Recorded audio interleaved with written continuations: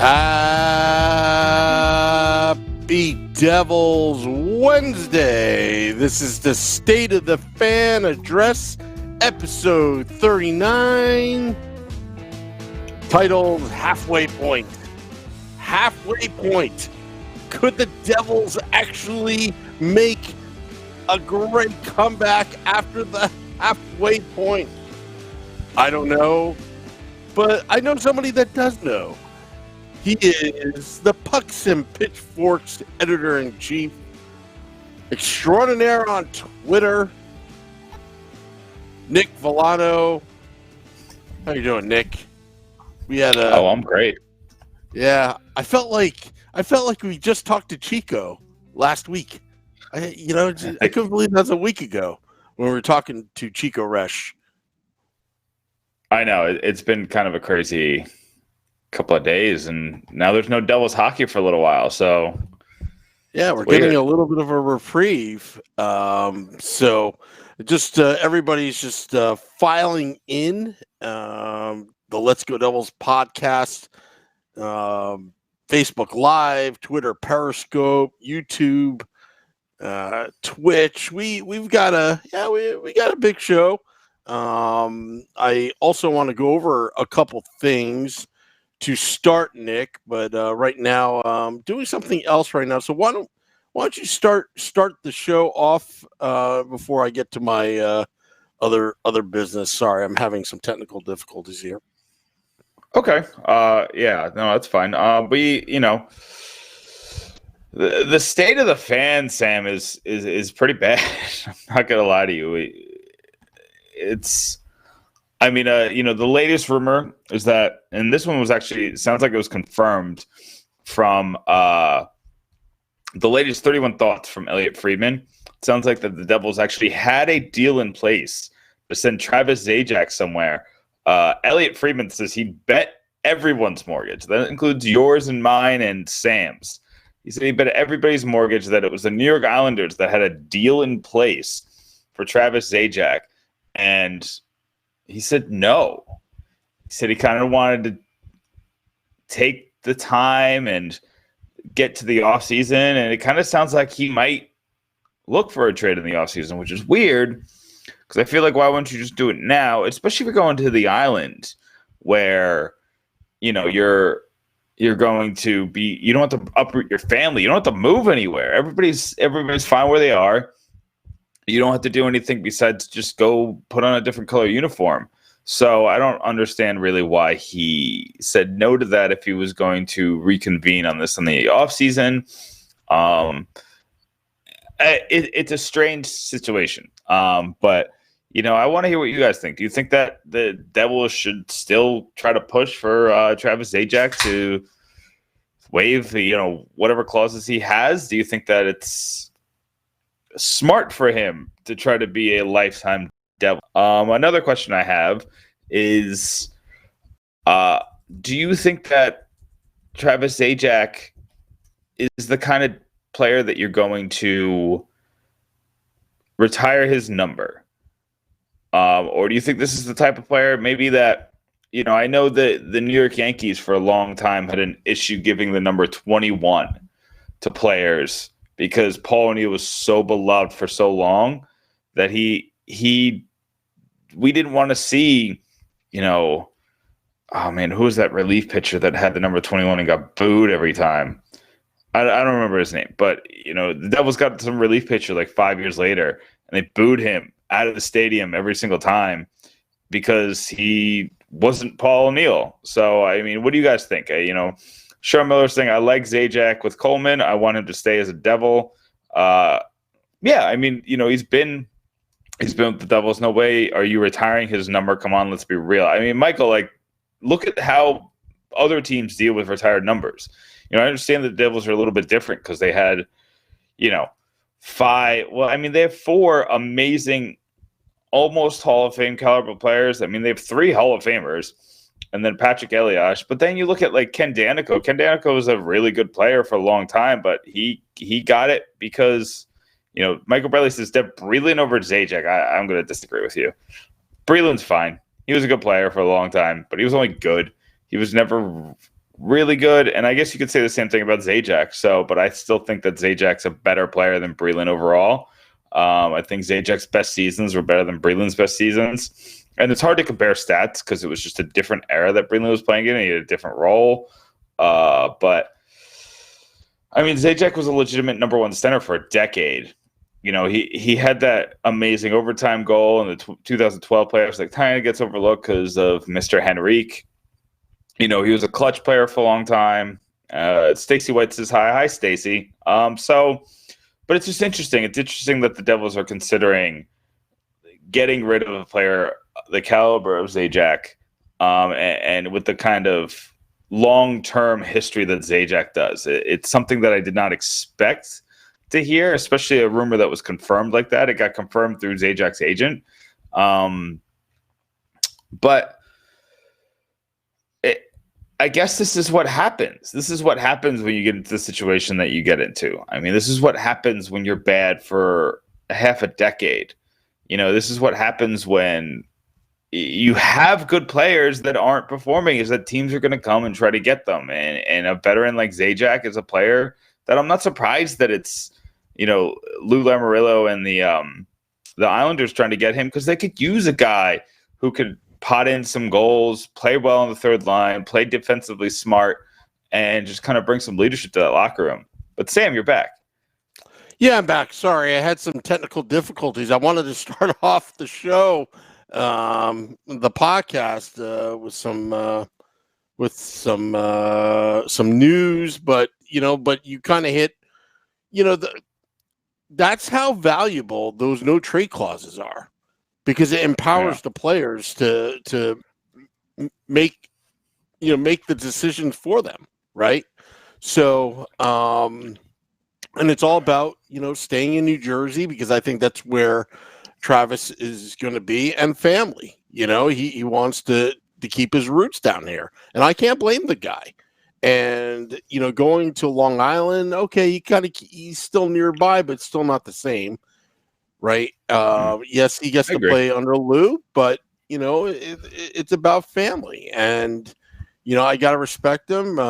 Will he ever have his jersey retired? I don't know, but what I would say, because I figure, I don't know, in my opinion, I think Breland would have his retired before Zajac, but it's not a knock on Zajac, but look, you got to respect a player that wants to be here. So, and then, the Devils tried to trade him. Okay, fine, but he rejected it. Good for him. I like Zajac, but these are the times right now. And, and again, we talk about family. This is what I actually wanted to start off the podcast with, if you don't mind, Nick, if this is I don't know if there's ever a good transition here. But here at the Let's Go Devils podcast, we finished the show Sunday. A lot of people that help the podcast and self behind the scenes. And sorry, I'm getting a little choked up because I got more details this afternoon. But our producer, Melissa, who we've mentioned, and you always hear me joke around saying, Melissa, I want Cam Jansen. And we get Cam Jansen. Or, Melissa, we had a cancellation. We need Chico last week on State of the Fan.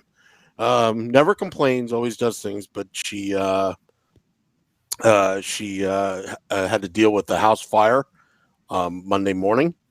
And it's devastating, and we're going to be with the podcast network, for State Fan Address and Let's Go Devils podcast, and even our live events that we joke about our $35 million jet that we're raising, but we've now are turning into helping one of our own talk about family, because Melissa does a lot of things behind the scenes. Nick, sometimes you may not even know, but she does for the podcast. And so we're going to put the GoFundMe link up a little bit later. I'm trying to get it up now, but I can't log into my Facebook account because we're going to be asking all you fans to see if you can chip in to help her out because there's going to be a lot of expenses. She's actually watching from her hospital bed right now. She was admitted because the smoke inhalation has, you know how that goes, affects your health. But you know, it's sad news, but this is why we built this entire platform in the first place because we promote what's right about being a Devils fan. I think right now is to help support Melissa. She was a season ticket holder. She's into the Devils. She helps our podcast, and it's time to what goes around comes around. It's time to help her out right now. So, Nick, just wanted to explain that because some of the things, some of the details I heard, it's pretty bad. I can imagine going through that. Yeah, I mean, there's some things that are bigger than everything, and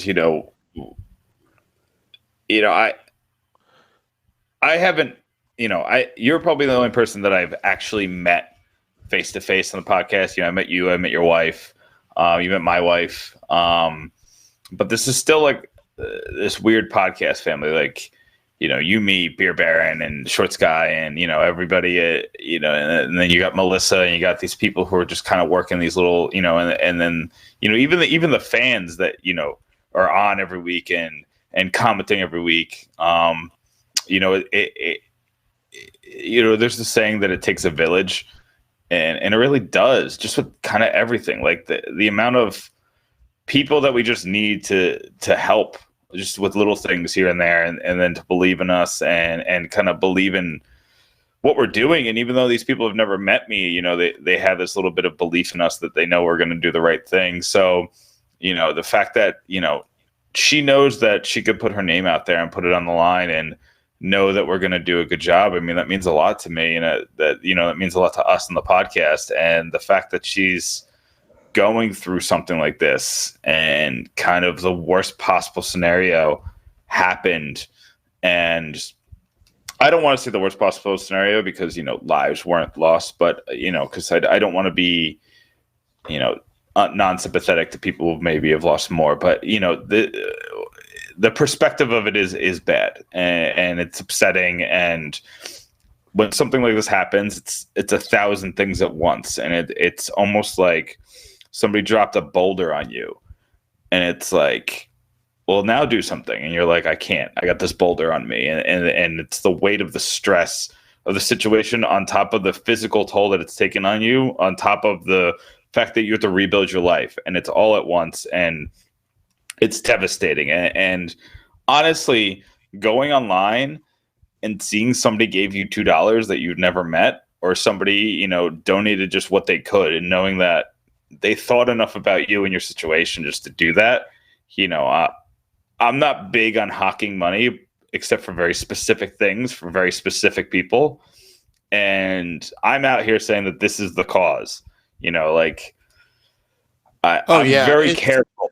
I mean, my day job makes me very careful about who gets my money, because I've seen people who are just trying to get money for nefarious reasons. And this is not that. So, I'm going to put my name out there, like she put her name out there for us, and say, you got to help them out. You got to do what you can. Sam, I know you did what you could. I'm going to do what I can, after the podcast. And, I implore everybody else to kind of do what you can, whatever you can do to help this family out, this family who is in dire need right now. We'd appreciate it. Yeah, and again, we're a community, and this is one of the, if there's a bright spot into this is, so far I look at the donations, and again, I'm not. It's not about the monetary part, but I saw Grant Marshall donated earlier today. It's amazing. When word got out, because obviously I had to talk to a few people, and I wasn't expecting that. Like, we weren't even soliciting. He just went up and did it. I saw Rob Klabosa donated and the Devils diehards, and I hadn't even talked to him. And or Durango Steve, Cheryl Miller. These are names I see. Eugene Morgan, people I see in the Facebook Live, and I'm just blown away. Also, speaking of how extended our family is, I don't think I forwarded you. There's some guy in New Zealand that's coming to the States to see the Devils on the West Coast, and he wants to hang out with Scotty, or asking us if we're doing live events out there, and he can come to. Like I'm just shocked at like how far our community goes out, and and people show Melissa some love, at least in the Facebook Live. You can hit that heart button 15,000 times. But I'm looking, at these donations, and now the podcast itself, we're going to save. We're going to donate, but it's going to happen on Sunday because we want to do something, more for Melissa as well. On Sunday, because right now the number is they're raising $10,000, but trust me, it's probably going to be a lot more that they need. But that was just a kind of a starter there. But yeah, again, there's a rule with the Let's Go Devils podcast, and the Let's Go Devils podcast success always follows this rule. And it was actually Beer Baron that started this. Family and health comes first before the podcast, and that's how we roll. And right now, we're thinking about Melissa, and I'll put out the link right now. But come Sunday, I know Scotty and Beer Baron, they wanted to do something, on air as well. So we'll save it, for that time as well. But if you can donate $1, donate $1. This is what Devils fans are all about. We do stuff for the food drive, the Devils fan club, a lot of charity work. Kyle Palmieri, he does his military ball. A lot of Devils fans show up to that, but or even just sending Melissa a message, encouraging words, So anyway, I'm just. I mean, honestly, if you. This is a little inside baseball, but if you go and you comment on that GoFundMe account, it gives you better SEO quality because there's more engagement, and there's more clicks, and there's more people reacting to it. So even doing that, if you can't give anything, we understand, but at least go and send Melissa a comment. Take 30 seconds of your time and just send some love, and that love actually does a lot more than just help the mentality of her and her family. It actually helps move that up when it comes to the hot campaigns that they do on that little spreadsheet in the beginning. So when people look for campaigns in their area, there's older people who are just looking for sad stories to give their money to. Help us be that. Help us get that old people to help out Melissa. This is a great cause. So anyway, absolutely. So we had to get that out there. I was going to get it at the beginning of the podcast, but we had a little technical glitch there. But I have it. I have the GoFundMe up there. And also, if you can't donate, hey, at least share it to people that may want to know the story behind this one great Devils fan and astute producer of the podcast. And before we end that, I just want to say, Melissa, get well soon. Because she'll get well soon, So you better do it. Because, I'm a cruel boss, and she knows it. Anyway, all right, so getting back to family, Travis Zajac. I watched Elliot Friedman on NHL Network talk about that, but you know what? Where did the Devils go from here? Tom Fitzgerald is right now the interim GM. You have an interim coach. You have a free agent coach named Gallant out there. Mm-hmm. We're all on the Gallant train. We're all on the Gallant train, 100%. But are the Devils on the Gallant train? That's why I want. I think the bigger question is Gallant on the Devils train? Because I think Gallant's on the Detroit train. I think he's going to Detroit. I think he's waiting for Blashill.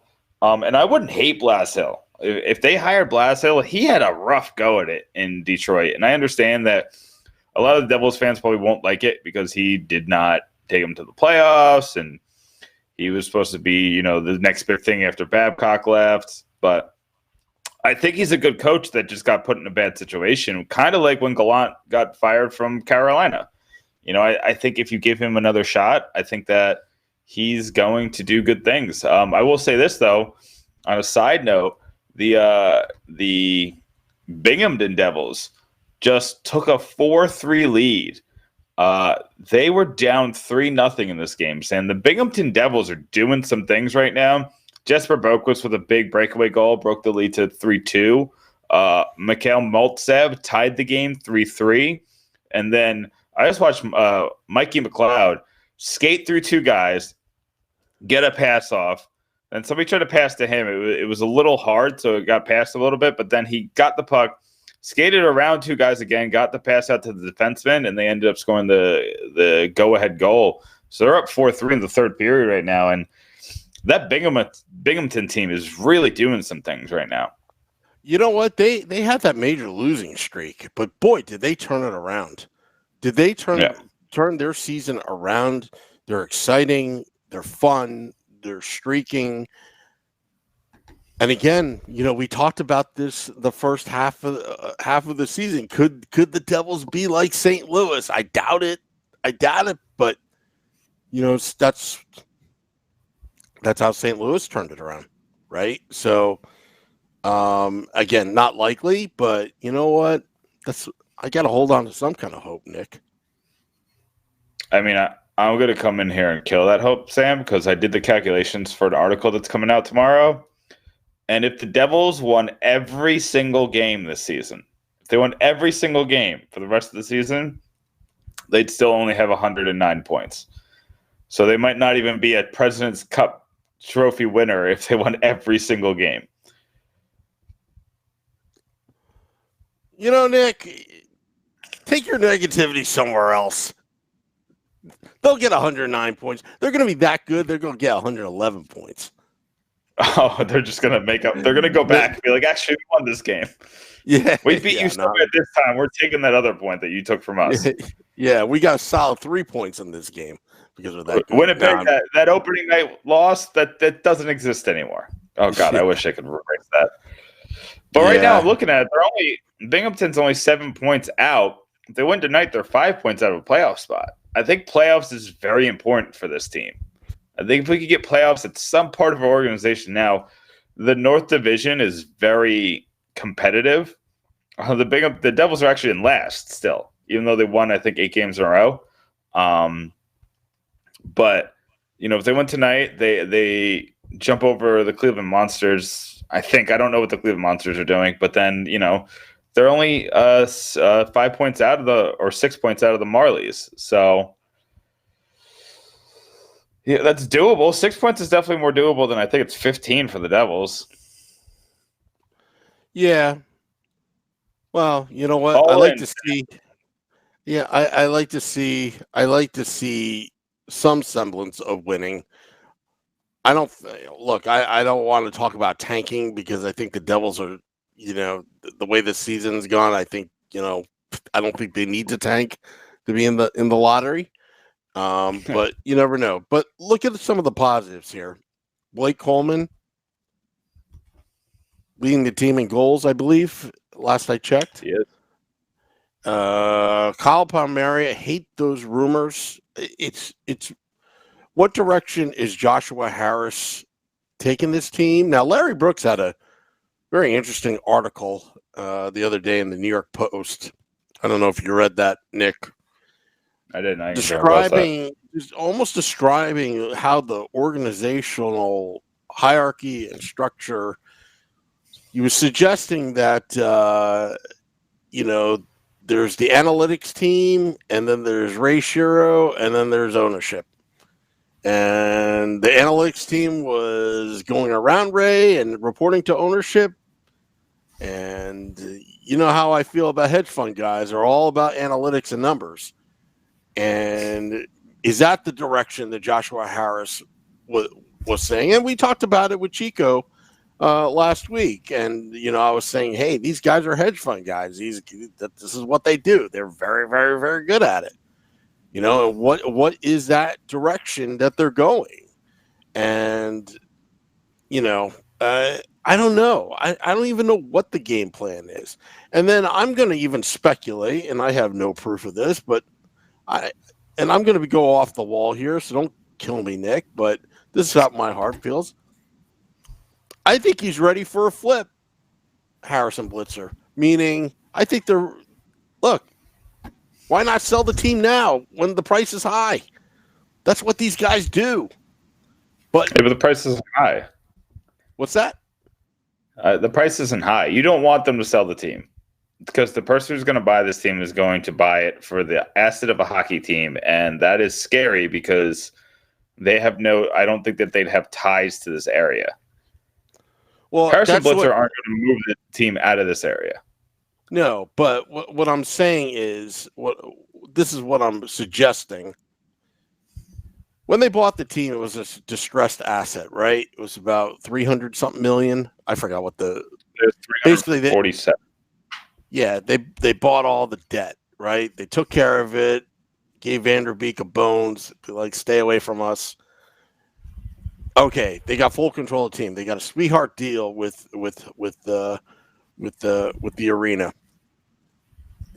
Part of the issues the Devils were having previous ownership is they didn't have enough capital to fill those dates, those concerts.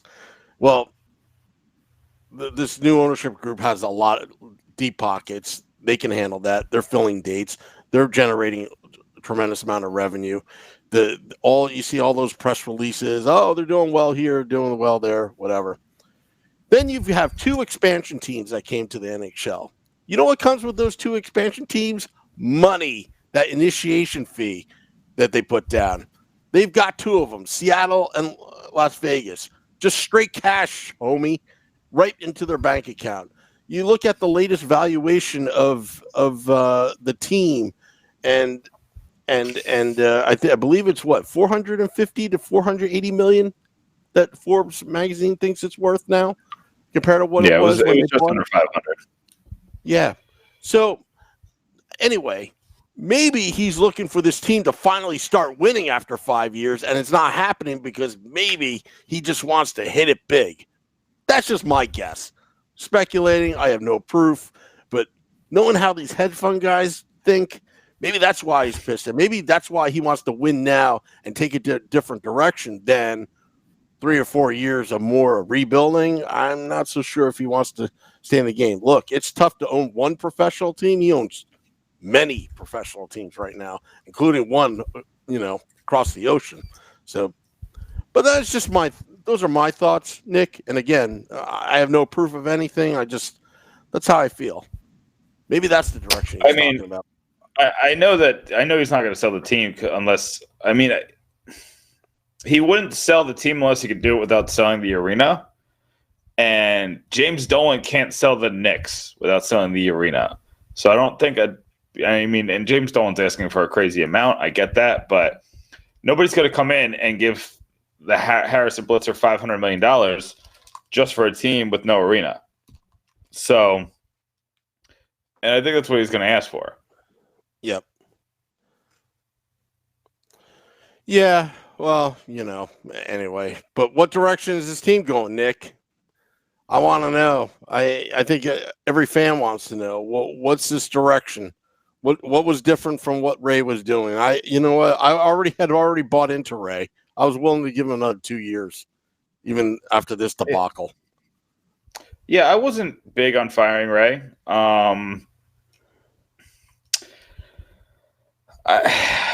I don't know. There's just a lot up in the air right now. No coach, how are you supposed to judge what's going to happen and how you're supposed to feel with no coach, no GM, no star player, a lot of cap space money, not a lot of results. There's a lot that still needs to be figured out. Yeah, but I don't know. I have to find that Larry Brooks article. It opened up my eyes quite a bit. I know it's Larry Brooks, but the guy is an experienced writer. I know John Tortorella never really liked him when he was in New York, but just by judging it, and then the analytics team, well, you know what? I mean, are they going to be basing their decisions on analytics? I mean, we can have a whole debate on that, Nick. I mean, we were talking to Chico about that last week. Want to know our opinions about all that, and I mean, there's a lot of. It's a great tool, but you can't just base everything on numbers. You got to look at the intangibles. This is not fantasy hockey. This is hockey. I understand what you're saying, but yeah. Analytics is a proven model. It's not, and you're thinking that these people are just looking at numbers without watching the games. They are looking at the numbers and they're comparing it to the games and seeing if because Miles Wood is a player who gets some good analytics, but if you watch the games, you could see that he's not putting them to use in a way that's beneficial. So, analytics is not a be all end all even for analytics guys. They use it to find diamonds in the rough, and they use it to find, to put players in the best positions to win and things like that. And if Ray Sherrill wasn't listening to the analytics when the analytics was telling him something because it wasn't his gut or his normal work, I'm not big on going to the owners when somebody's, it's like us going to our boss when we didn't get the answer we wanted. And, I'm not big on that, but I kind of get it. Like, you brought these guys in for a reason, and you made it sound like they were going to have a big say because these were very sought after assets on the market, and the Devils got both of them, and it was a big deal. And if they're not going to use them and they're just going to pay them for nothing, like, I think it's funny. I was listening to the Michael Kay show, and he was talking about Derek Jeter getting to the Hall of Fame. And he said that there was a scout that was working for, I believe, the Astros at the time. And the Astros had the number 1 pick. And he's like, you got to get Derek Jeter. You got to get Derek Jeter with the number 1 pick. And they didn't. They took Phil Nevin instead. And the scout quit. He said, if you're not going to use my expertise and you're not going to listen to me when I tell you to do something, then I quit. And I feel like that was the fear here, is that if they weren't going to use what they were saying and them being this asset was useless, then they were going to lose them entirely. And there would be 20 teams waiting in line to get these guys on their squad. I heard that story too a while ago about that. You know how I feel about Derek Jeter. Greatest of all time. Greatest shortstop of all time? Oh, I don't know. I'd have to look at it. Ripken's up there. I can't. I you know what, to tell you the truth, it's an honest tie, but I would go with Ripken just because of the streak. Yeah, I'd have to look at a couple different things. Just because I could also put up Jeter's playoff records, and he has a lot of them. Yeah, but I understand that a lot of are cumulative, but like 158 games in the playoffs, that's an insane number. Like, he played a full season of baseball games in the playoffs. I want to know what would have happened if Jeffrey Mayer incident never happened. Would that have altered history that much in their careers? Yes or no? It's one of those things. Because I think Steinbrenner just wanted one so bad, and they had the what's the word, the foundation in place. So I think that eventually it was going to break through, and like, look at that 99 and that 2000s team with, like, roided out Roger Clemens and Pettit and who else do they have on the team? I think David Cohen was on that 99 team. Like, they were just El Duque, we came out of nowhere. Oh yeah, The or the fat toad. 35-year-old with 25-year-old birth certificate. It's Remember the fat toad, Hideki Arabu? oh yeah, that didn't He work passed out. away, didn't he? Pass away? I thought he passed I away. think I have. I think he Yeah, did. yeah. Rest in So, peace. So don't be mean to him. Jeez. uh, so anyway, let's get back on topic. We're at the Yeah. halfway Sorry. point of the season. Um, So I'm writing a piece right now of the 5 ways the Devils could salvage the season. Right. The Devils aren't going to salvage the season by going into the playoffs. It's out of reach. The Blues had already started by now. They were much closer. It was a much tighter race. That's not going to salvage the season. But one of the things that I said can salvage the season, just so you can kind of see what the mindset is getting Jack Hughes going. Jack Hughes is a player who he isn't what I was hoping he could be. He also isn't so bad that I'm worried. He's somewhere in between. I was hoping he could be a legit second line center, just day one coming in the league and maybe steal the first line center job from Nico next year.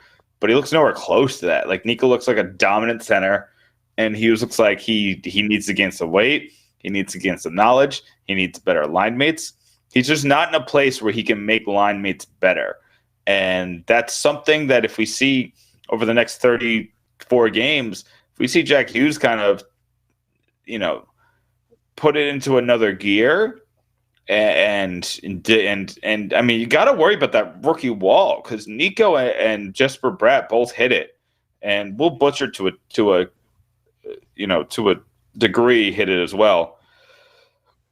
So you got to worry that that's coming for Hughes, and if he hits a wall and he kind of takes a step back, and he's on a line with Miles Wood and Wayne Simmons, I think the goals are just going to hit a wall too. And then, you're going to get in that conversation, be like, do you have to sit Jack Hughes? And then that's like something I have to write 3 articles about. And I don't want to, Sam. I want him to just kind of take a step forward. I want him to start putting goals. And I just want this to work. yeah, but I think we should, maybe as fans, we had, really high, unrealistic expectations of Jack Hughes, and maybe we should just dial it back a little bit. Let the kid grow. Let him grow up. I mean, he gets drafted, and then he was doing this thing with his shirt, and somebody probably talked to him back in July. He gets thrown into an 82 game schedule against men, against the best of the best in the world. He'll find his niche. Now, look at Nico Hischier. Look at how he is starting to turn out in year 3, right? It's year 3 right now. Yeah. With Nico Hischier, he's a beast. He's a beast. And again, I've compared Nico Hischier, his style, his speed, to Joe Sakic. And it took Joe Sakic a couple of years to really fill in, his frame and get it going, when he was drafted by the Quebec Nordiques. So, and then eventually they gone on to win 2 Stanley Cups. But, Jack Hughes, he had some injuries, Cole, whatever. I think the second half, if he progresses, I'll be, again, he doesn't have to, light it up with 40 goals in the second half. But what I'd like to see is him play better defensively. And, he's definitely making the moves on a lot of these players. But, again, is like what you said. Can he make his line mates better? Maybe they haven't found the right chemistry yet. I need him to build some chemistry with the line. Like he played with Cole Caulfield for who knows how long, so that was just that chemistry existed. I need him to find a way to, I'm trying to find the right words. First of all, I need him to finish. That's something that I've needed from him, is that he just needs to finish the play. He can get past two people and then he misses the net, or he can deke somebody like out of their shoes, but then he doesn't put it in a place where the goalie can't get it, or he does put himself in a good position. He can score a goal, but somebody else did the work for him, like on the power play. It's all there. It just we have to get a couple plays together where they all come together at once. He's either has a great shot from a bad position, or he puts himself in a great position, but his shot isn't there. So if we could get those two things to morph, I think that he's a special player. He's a special talent. And sometimes with special talents, you just have to kind of guide them in the right direction. Yep. Yeah. And it'll take some time, but I think ownership is very high on Hughes and Nico. Thank goodness. Please don't trade any of them away. Yeah. I mean, they're not going to trade Nico, and they're not going to trade, like Hughes and anybody like that. They wouldn't trade a guy like Bratt unless they're bringing another young NHL player back. Like maybe they do a 1-for-1 swap for like, I don't know. The first guy, I don't think that they'd do this, but this is the first guy off the top of my head, is like a Rasmus Sandin from Toronto, like a young defenseman. They're not going to do it because Morgan Riley just got hurt.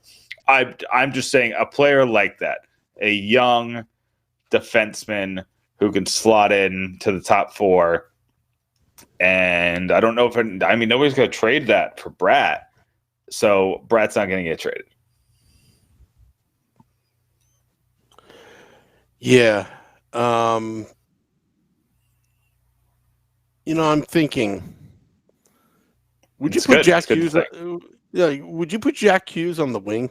Not at this point, but do you think he'd be effective on the wing? So some players are like that. Like Parisi, when he first came in the league, he was a centerman. Then he moved to the left wing. With the size Jack right Hughes now, if Jack Hughes isn't a center, you have the biggest hole in that 2C, and Zacha can't fill it. Zacha's been the worst player on this team. Coleman, I don't want to put him at 2C because I just think that's out of position for him. I don't think it's out of position, but I don't think it's the position where he most thrives. If you want to put Zajac back there, I mean, I guess technically Zajak's the 2C because they're playing that Coleman, Gusev, Zajac line like the second line. So I guess technically, but you got serious problems if you're going into next season with Jack Hughes as a wing, because McLeod, I like what I've seen on McLeod. He's not a 2C. He's a 4C with upside. I'm thinking of this entire, Sam, I just did my top 25 prospects. You saw the piece, and it's rough. It's bad. Like I looked through, like I saw somebody else's list, and somebody put Tice Thompson on their list as number 1. Tice Thompson wasn't on my list to start the season, and that's on me because he did make my top 10. But that just shows you when you take Hughes and Boquist out of the prospect pool, it's Ty Smith, and then I don't know. I put Riley Walsh at 2, and then I put Joey Anderson 3. And then I was like, I don't know why I did this, but I don't know who else to put there. Just to round out the top 5, I had McLeod 4, and I had Maltsev 5. And Maltsev, if you look at his numbers, they don't look great.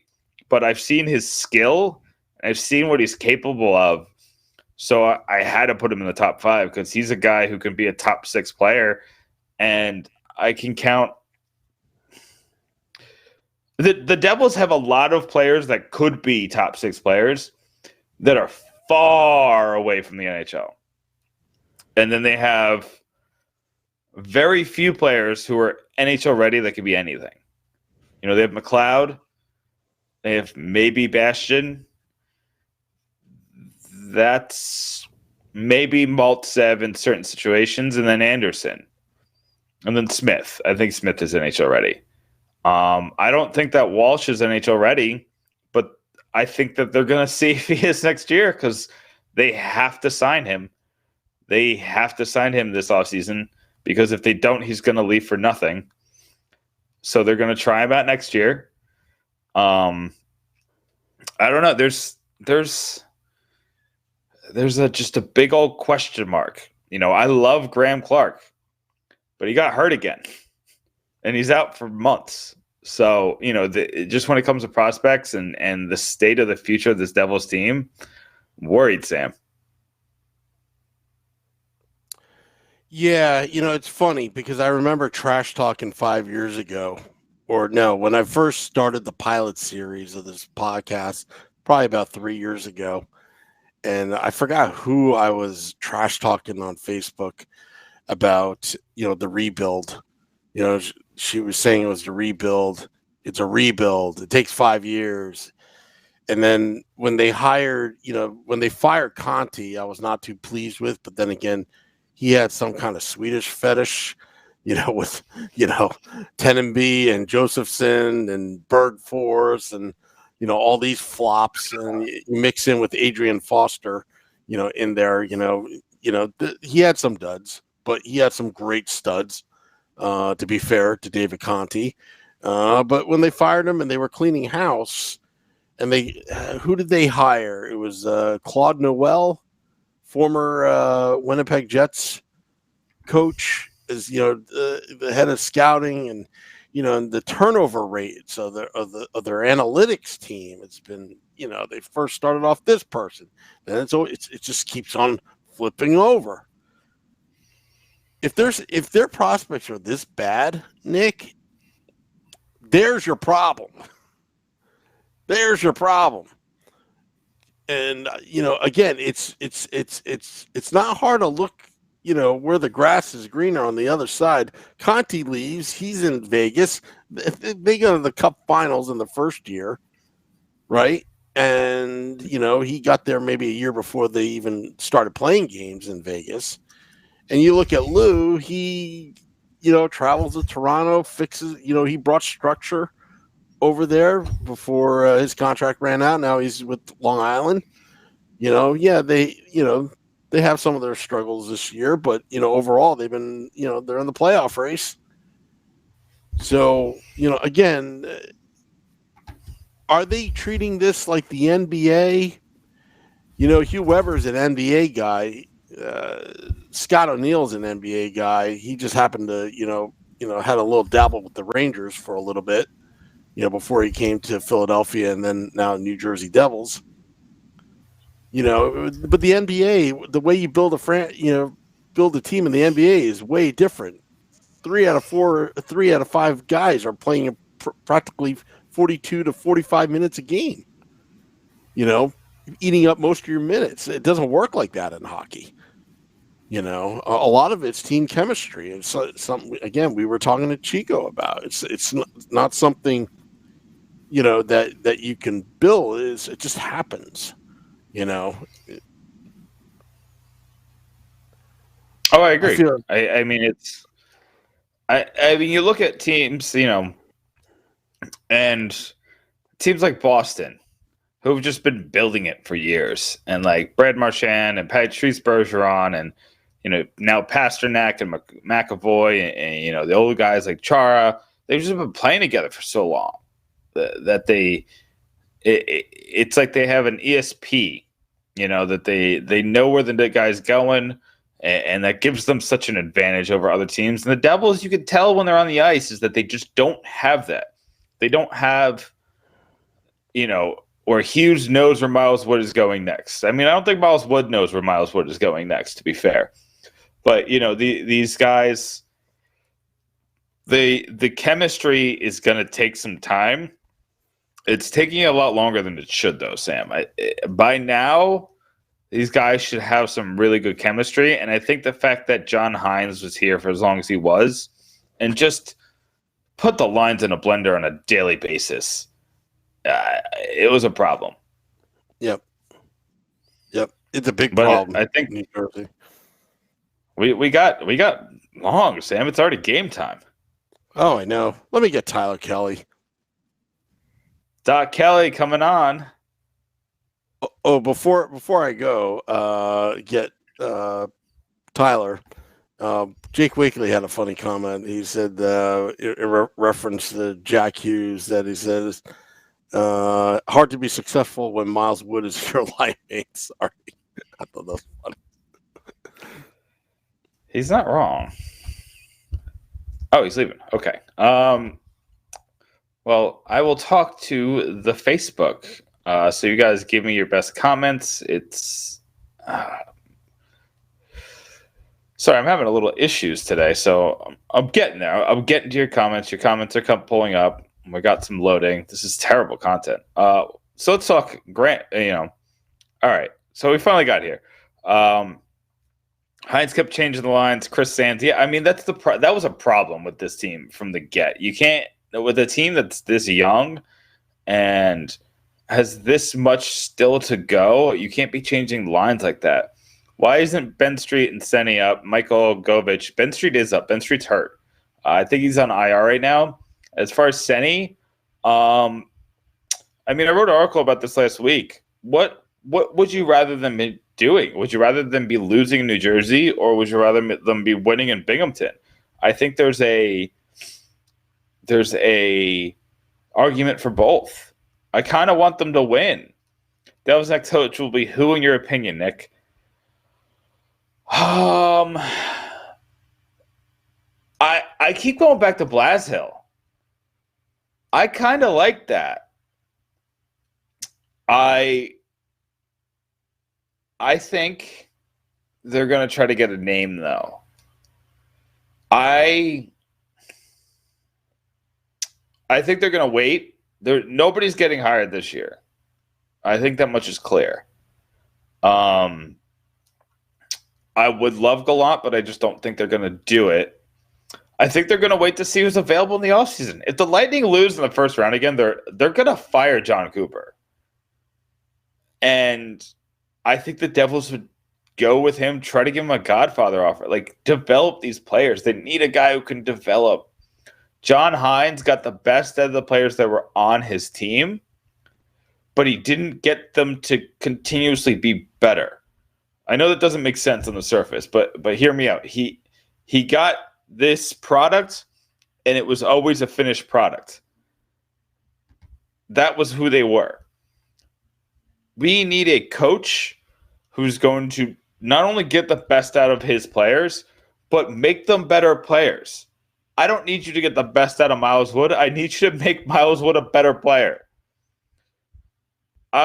Michael, I'm not big on Guy Boucher. I'm just not. He kind of is very meh to me. He's been meh. And I understand that sometimes these coaches get put in situations and it's meh until they're great. But, I mean, we've seen the retread of coaches over and over and over and over and over. And these aren't all Quenvilles and Babcocks and Gallants. These are, Guy Boucher he does not move the needle, He's just another Bruce Boudreau, who's another guy who's probably going to be available this offseason. Although I don't think I want him either. I'd have to really look at his stats and things like that. And I know a lot of people are out there who are really excited about Peter Laviolette, but he's just not a guy who moves the needle for me either.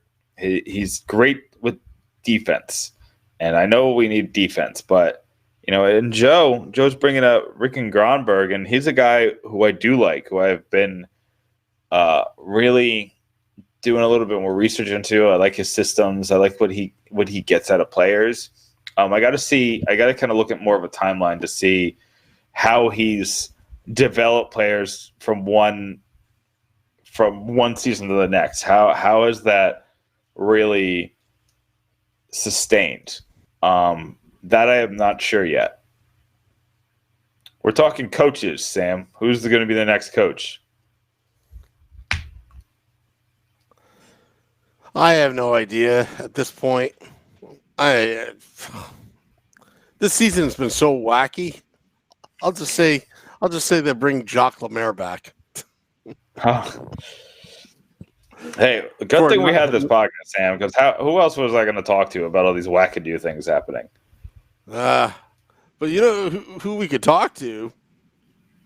Oh, boy. The infamous Tyler Kelly of Pucks and Pitchforks. He's a contributor. He's also has great sources, and I highly respect him. Tyler, what's going on? You ready How's to it play going, the game? gentlemen? Yeah, let's do it. So, Tyler, do I have to cold sports takes you now on the podcast, or I mean, I know you told us to call you out, but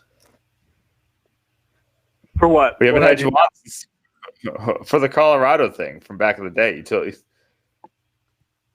You're right. way that, back that was, when. That was a cool take. No, I mean, that's part of the game. It's just fine. Anyway, so the game tonight, I hope this works out because I needed a lot of questions for this game. Have you guys ever watched The Weakest Link? Back in like the 2000s. Yeah, back when it was cool. So what I'm gonna do, let's see. I hope this works out. I'm gonna each issue you guys 3 New Jersey Devils players. They're just for show. So Tyler, I'm gonna give you Nico, Gusev, and Palmieri, and then Sam, I'm gonna give you Hughes, Zajac, and Coleman. So Okay. you're just holding on to them. They have, they're really just placeholders. So the way the weakest link works is you have a set amount of time. For here, it's going to be a minute. I'm going to ask you questions. Now, the weakest link, you had to it was like a rising money counter. I don't have time to build that. That takes days. So what I'm going to do is you're going to answer as many questions correctly in a row in a minute. So if you answer 4, get one wrong, then answer 3, your number is 4. Does that make sense? Yes. So in that minute, the most consecutive questions you get correct, that's your number for that round. And then after the round, I'll tell you what the thing is, what the rest of the game is. All right? All right. Sounds good. All right. Tyler, you're going to be first. We got a minute on the clock. Let me know. Are you ready? Yeah, let's send it. All right. And starting. Okay. How many years are left on Damon Severson's contract after this season? Oh man, I don't even know this one. I'm gonna go with 4. Incorrect. It's 3. Who was the first team the Devils ever beat in the playoffs? This was 90. I don't know. I'm too young for this. I think it was the Caps. There's probably the Penguins though. It was the Islanders. Oh my how many God. points does Jack Hughes sorry. have this season?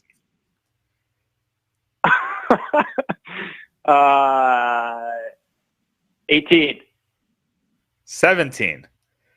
Who did Nikita Gusev play for in the KHL last season? Last season was SKA. That's correct. You have 1. What is the highest Corey Schneider ever got in Vezina voting while he was with the Devils? I think it was 3rd. Incorrect. He only got up to 6th. They did not like Corey Schneider in Vezina voting. I'm shocked. All right, Sam. We will go until you get 2 in a row right, Sam. These are hard questions. I thought these were easy. I got the Islanders right. I got the Islanders one right. I even whispered it. All right. Sam, are you ready? I'm ready. Okay, and we're off. What's the most goals Brian Giunta got in a season? 42. No, 40. 48. Correct. We all remember Adam Henrique's overtime heroics in the 2012 run to the final, but who was the first person to score the overtime goal in the 2012 playoffs? It kept the Devils alive. Ponorowski? It was Travis Zajac. Wow, jeez. What team drafted Nikita Gusev? Nashville Predators? Tampa Bay Lightning. What country is Nico Hischier from? Switzerland? Correct. Who's the other? Oh, all right. You got to finish. Well, you got to finish it though. You right. finished it for Tyler. I'm going to throw the flag. All right. I'm trying to. Shut up. Who's the other player on the Devils from that country? Marco Mueller. All right. Sam gets a point there. So, Tyler, what you have to do is you have to kick somebody off your team, and they are the weakest link. Who is the weakest link on your team? Oh, my God. The weakest link is not the person I'm kicking off, but I'm kicking off Kyle Palmieri. So. Oh, poof. Sorry, Kyle. All right, Tyler, round 2. All right.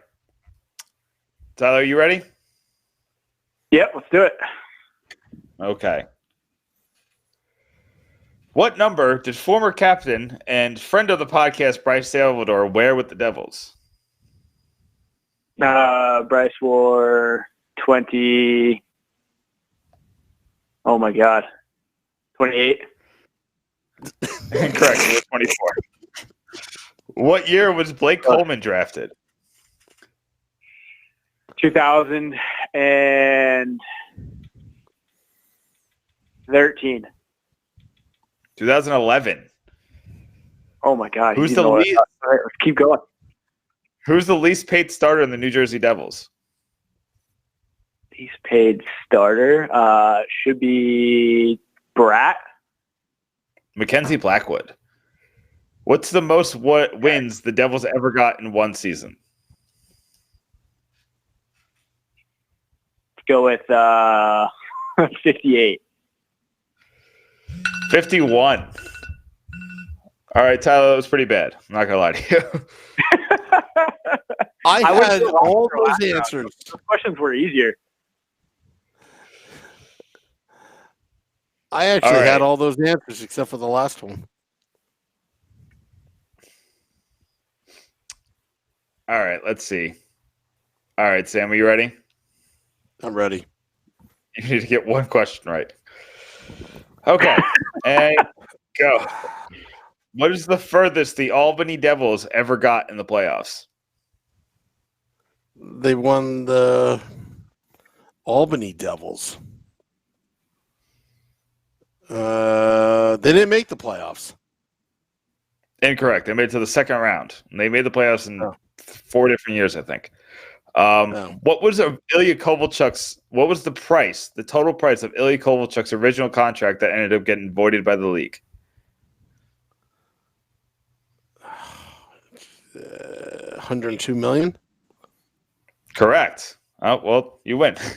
No, All no, right. keep on going. Pretend I said 103. I want to keep on going. No, I don't have. I might not have enough questions for this. So, all right. So you win this round. I just want to make sure I have enough. So, Okay. Tyler, you got to kick somebody else off. Goose is gone. Oh, Goose. Oh, he's down to Nico. I did not see that coming. All right, Tyler. Actually, you know what, Sam? I'm going to let you go first this time. Okay. And then Tyler knows how many he needs. All right. You ready, Sam? I'm ready. Okay. How many points did Taylor Hall get in his MVP season? 93. Correct. Kyle Palmieri's career high in goals. 32. Incorrect. 30. What's the team the Devils have beaten most all time?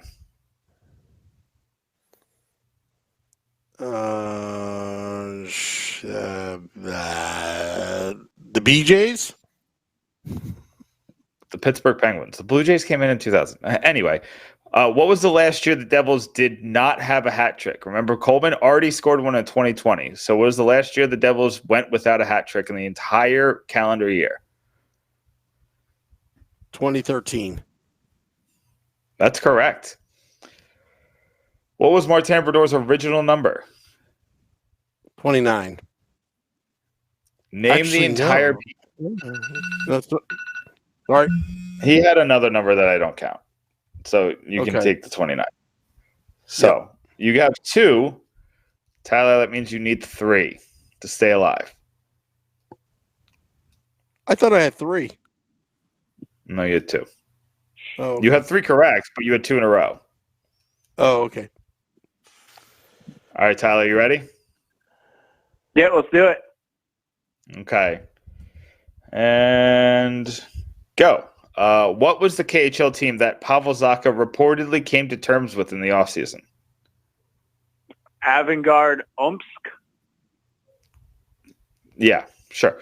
What are the 3 divisions that the Devils have played in their history? The Atlantic, the Metro, and was it Campbell? I don't remember the old division. It was the Patrick division. How old was Martin Brodeur when he played his final game for the New Jersey Devils? 38. 41. Who's the Devils defenseman that won the Norris? Stevens. Niedermeyer. How many seasons did Claude Lemieux spend with the Devils? The first time he was here. The first time? Yes. 2. 5. What? Got me on this. He was here. Yeah. Well, Sam, just for shits and giggles. Oh, sorry. Just for stuff and giggles. Did you say Adam Adam whatever? Schiff? I said Schultz. Yeah, he's talking. I said Schultz. Oh, I thought you said Adam Schiff because he's talking right now on CNBC. How is he still talking? He was talking when he was at work at noon. No, it's more like I'm covering up for you. All right. So we'll do one more with Sam, just a winner's lap. Sam, what was Corey Schneider's best save percentage in a New Jersey Devils uniform? 932. 925. Prior to Nico Hischier, who was the Devils' highest draft pick? Scott Niedermeyer. Kirk Muller. He was number 2. Who's the Devils? Yeah. Who was the team the Devils lost to most all time?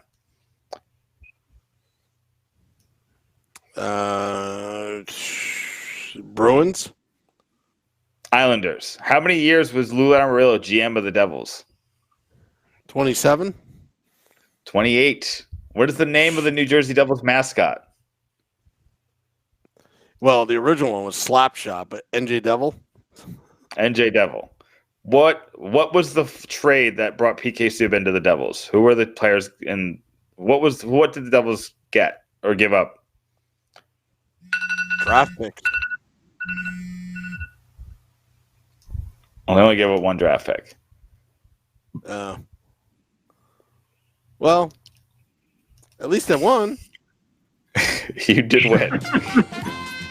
We swapped questions. I think I would have survived. Yeah. I feel like that Sam got all of the new people questions and Tyler got all the old people questions, and it did not work out. Anyway, Tyler, you are the weakest link. Hey, Tyler. You lost all your... Guess what? Yeah. That's it. I think what I'm now 2-1 in the game, so my streak's over. Yeah. Streak buster. It's a sad day. It's fine. Now you have to make up for it by giving the people more content to read so they can forget the fact that you lost in the Let's Go Devils podcast. They're getting content. Content is coming. Content is king, and I need a crown. All right, Tyler. Well, thanks for playing, and I'll play you next time to even up the score. Sounds good. Thanks for having me on, guys. Hey, where's the meat? That is Tyler Kelly of Pucks and Pitchforks. Now is the editor-in-chief has laid down the hammer that he's supposed to create more content after losing me, Sam Wu. But hey, that's what happens when I'm on a roll. Were you surprised I got some of those answers? No, I thought these were easy, Sam. Michael Govich just says, this is painful to watch. Sam, that was bad. I thought I was picking like pretty easy questions. I was like, well, I don't want to make them too easy.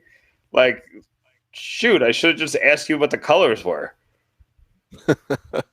Hey, just to let you know, I'm looking at the donation page for Melissa's family. We had 3 donations and we totaled over $100. No, at $100 during this podcast. That's great. Thank you very much. We weren't expecting that. If you look at the link below at Facebook Live, we'll put out some more links during the week. We're raising money for our beautiful producer, Melissa Dawn, who does all the work behind the scenes that for this podcast that she was involved, her family was involved in the house fire, and we're going to be raising money. So we're going to suspend our $35 million jet fundraising. Yeah, say goodbye to the jet. We got to raise some money for Melissa's family, but we're going to do that. And yeah. All right. So, Nick, any final thoughts, final words before we end the podcast tonight? No, I think I've put my foot in my mouth far enough tonight.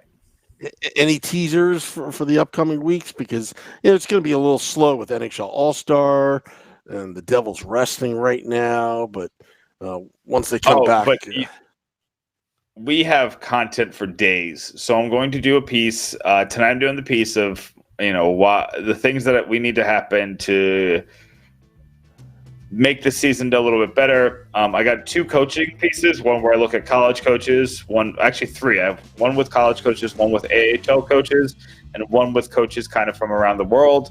Think Rick and Gronberg, people like that. And then I got a couple other pieces coming. I know Vinny's working on a couple things, Tyler's working on a couple things, Rob's working on something, Dave's working on something, David's working on something. We got writers for days, Sam. Alrighty. Well, we got through it. We're at the halfway point. Enjoy the NHL All-Star weekend. We'll be back Sunday, 9 p.m. Eastern. Until next time, Devils fans, let's go Devils.